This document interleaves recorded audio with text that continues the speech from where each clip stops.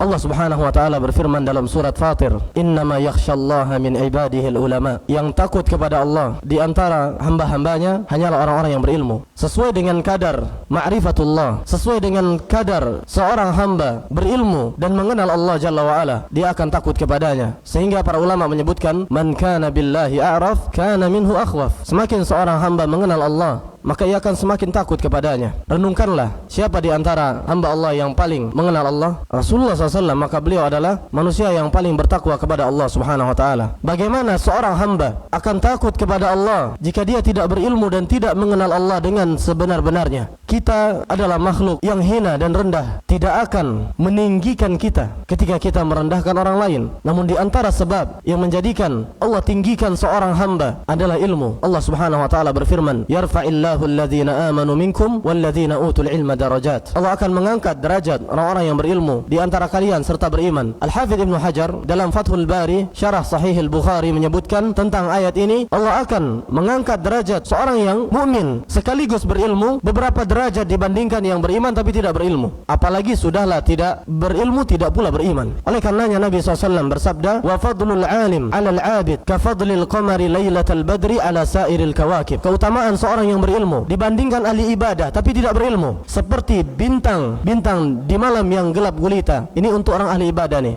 Sementara orang yang berilmu seperti rembulan yang bersinar terang di malam purnama. Ketika bumi telah diselimuti dengan kegelapan malam, antum akan lihat indahnya bintang-bintang menghiasi langit malam dalam kegelapan. Tapi bandingkan dengan kondisi ketika malam purnama. Di saat antum melihat ada rembulan yang bersinar terang di malam purnama, bintang tidak menjadikan dunia terang benderang walaupun banyak. Tapi rembulan di malam purnama bukan hanya menghiasi langit malam, tapi juga menyinari dunia.